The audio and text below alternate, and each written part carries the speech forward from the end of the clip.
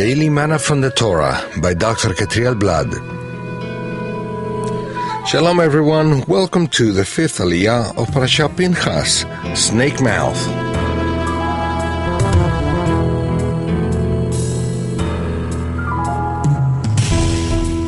We find this Aliyah in the book of Numbers, chapter 28, verses 1 through verse 15.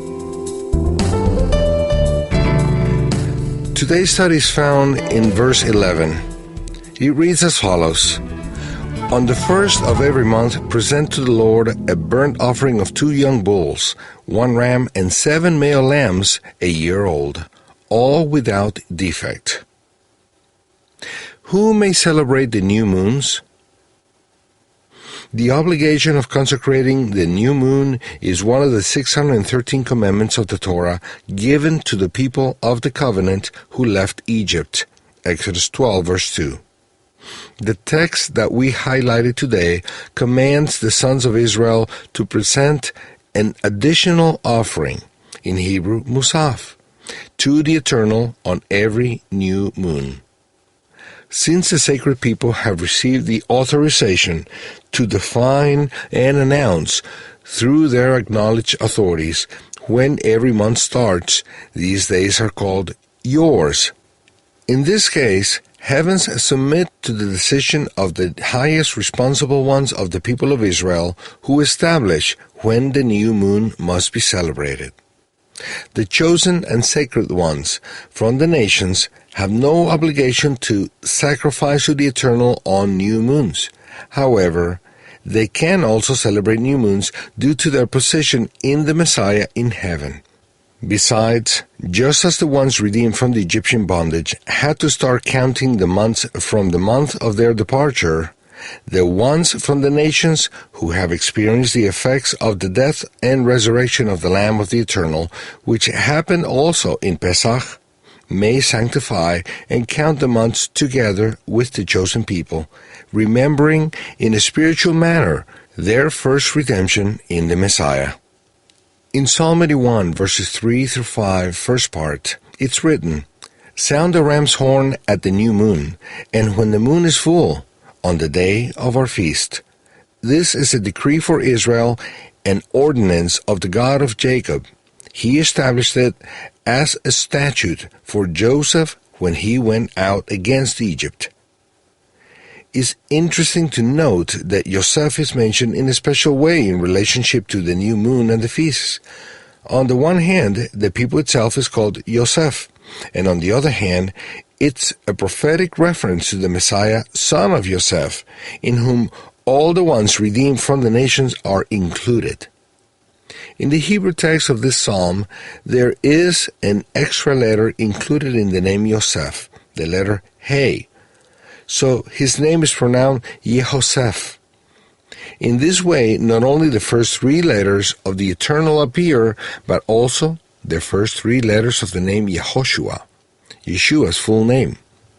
Yosef is one of the most important prototypes of the Messiah in relation to the Gentiles' salvation. His ministry in Egypt resulted in the nation's salvation in the first place and eventually of the people of Israel. In this way, Yosef represents the Redeemer Messiah as the head of the Gentiles.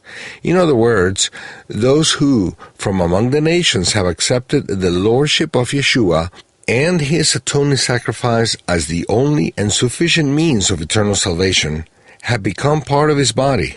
Yeshua is the head, and the ones who belong to him are the parts of the body. Psalm 82 says that the new moons and the feasts are for the people of Israel, and also as a testimony in Yehoseph, in whom are all those redeemed from among the nations.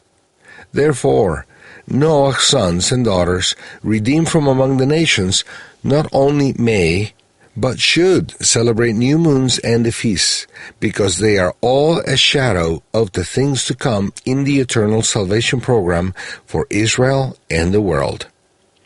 All the new moons and the feasts are shadows of the Messiah, and in the Messiah, all those redeemed from among the nations are able to celebrate them with their elder brothers, the sons of Israel. Rabbi Shaul underscores this fact in his letter to the Colossians in chapter 2. In verses 4 to 8, he warns against Greek philosophies that try to make their way into the Sacred One's faith. He then makes a messianic application of the text in the Torah that talks about the calling of the father of all the believers, Abraham himself. In verse 9 he says, "For in the Messiah all the fullness of the deity lives in bodily form," as a reflection of Genesis 17:1, second part.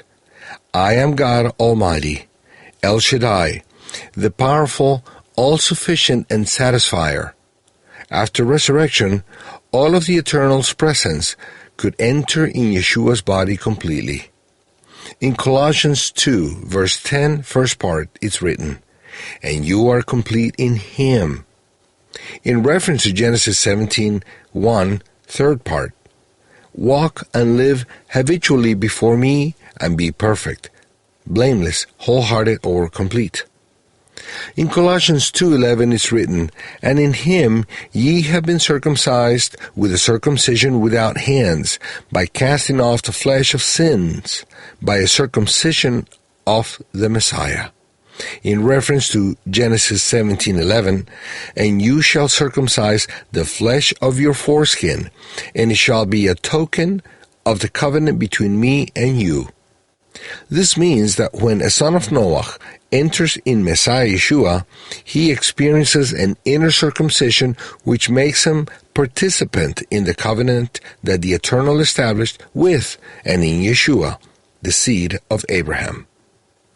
Then Paul goes on talking about the identification of the chosen ones from the nations with the death and resurrection of the Messiah through Tevilah, what is known as baptism, and forgiveness of sins, deliverance from all debt and accusation thanks to Yeshua's atoning death. He then continues the text on verses 16 and 17. "Let no man therefore judge you in meat or in drink or in respect to a holy day or of the new moon or of the Sabbath days, which are a shadow of things to come, but the body is of Messiah."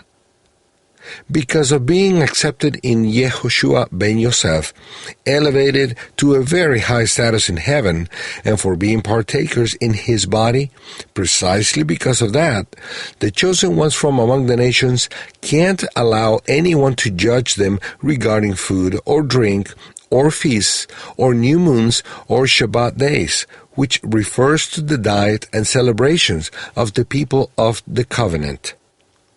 Only those of the Messiah's body have the right to judge regarding these issues, not anyone from outside, not those Jews who are not part of the body of the Messiah, not Gentiles who are not in the body of the Messiah. Only those in the body of the Messiah have the right to decide on these practices for the sons and daughters of Noah who have been chosen, set apart, and introduced in the Messiah.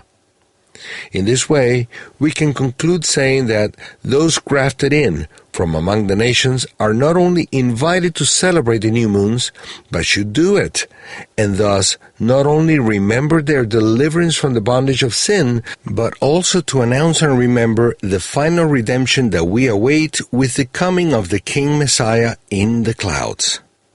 The celebration of the new moon starts with a festive dinner. You should eat better than on common days.